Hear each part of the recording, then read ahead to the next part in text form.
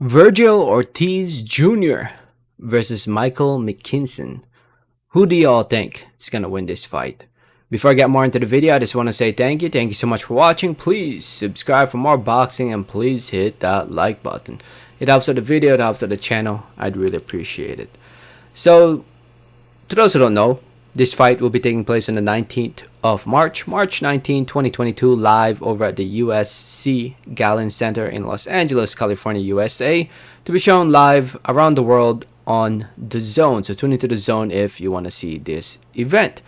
It's a good fight, this is, but it's the fight that not a lot of us were expecting. I think we can all agree that Ortiz should be fighting the high-profile names right now in the welterweight division, the big names in the welterweight division.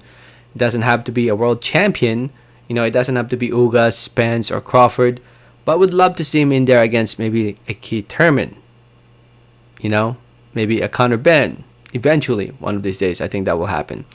Boots. There's better fights out there than Mckinson, but I guess it is what it is. This is what we'll have to settle with. And before I get to talk about who I think will win, to those who don't know, Vergil Ortiz, 23-year-old fighter from Texas, undefeated, 18-0, 18 wins coming by way of knockout TKO. One of the top contenders right now, in my opinion, in the welterweight division. He should be fighting for a world title next.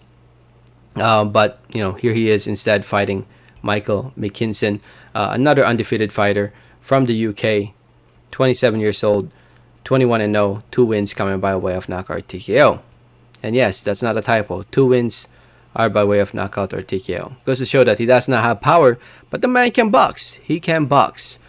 And when it comes down to talking about who will win this fight, I think we can all agree that Vergil is the favorite, the main man to win here.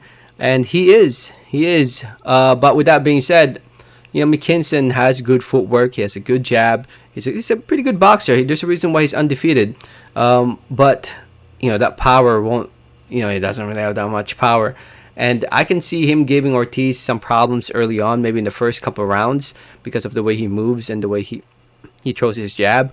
But in the end, Ortiz is going to figure him out. Ortiz's power, explosiveness, speed, toughness will be too much for Mckinson in the end, in my opinion.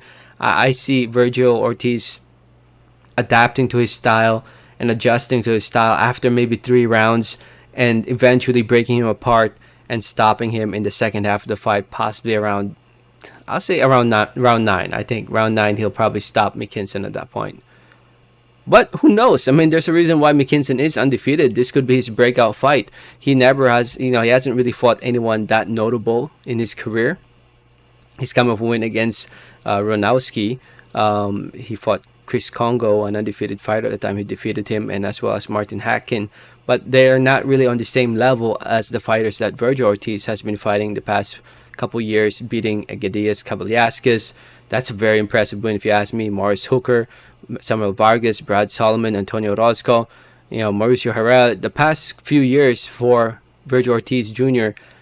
has been looking spectacular. And in a way, this is a step-down fight compared to the Egidijus Kavaliauskas fight. Well, actually, it is a step-down fight. Just calling it the way it is. It is a step-down fight. And, I think Ortiz got this. I'm pretty confident he's going to win this fight. But, again, anything is possible in the sport of boxing. Mckinson, you never know. This could be his moment. So, but I'm saying TKO, round number 9 for Ortiz. Let me know your thoughts and comments. Thanks for listening. Thanks for watching. And like always, have a great day. All right, thanks.